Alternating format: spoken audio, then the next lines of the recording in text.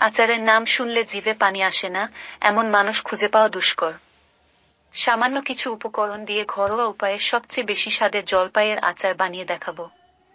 আশা করি আজকের রেসিপি আপনাদের অনেক ভালো লাগবে।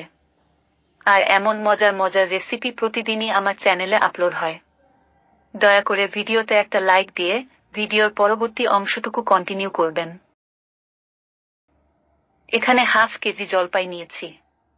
জলপাইগুলো মাঝে মাঝে কেটে নিয়েছি, যাতে খুব সহজে মশলা ভিতরে যেতে পারে, যার ফলে খেতেও অনেক ভালো লাগবে।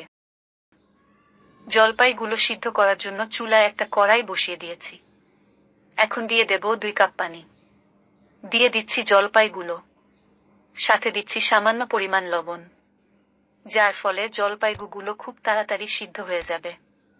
বেশি সিদ্ধ করব না, 2 থেকে 3 মিনিট সিদ্ধ করলেই হবে। তো জলপাইগুলো সিদ্ধ হয়ে গেছে, এখন চুলা থেকে নামিয়ে নেব। আচার বানানোর জন্য চুলায় কড়াই বসিয়ে দিয়ে দিচ্ছি পর্যাপ্ত পরিমাণ তেল। দিয়ে দিচ্ছি 2টা তেজপাতা, 2টা দারুচিনি আর 3 টুকরো এলাচ। সাথে দিচ্ছি রসুন বাটা 1 চামচ, পেঁয়াজ বাটা 1 চামচ, জিরা বাটা 1 চামচ, লাল মরিচ বাটা 1 চামচ। আর দিতে হবে স্বাদমতো লবণ।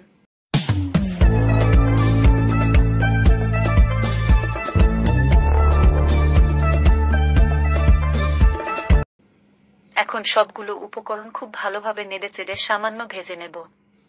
যখন মশলা থেকে তেল ছেড়ে দেবে, তখন দিয়ে দেব আগে থেকে সিদ্ধ করা জলপাইগুলো। এখন জলপাইয়ের সাথে মশলাগুলো খুব ভালোভাবে নেড়েচেড়ে মিশিয়ে দেব।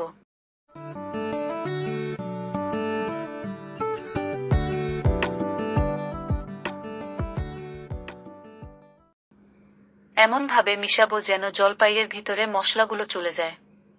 এখন দিয়ে দেব হাফ কাপ চিনি। আবারও সবগুলো খুব ভালোভাবে নেড়েচেড়ে মিশিয়ে নেব।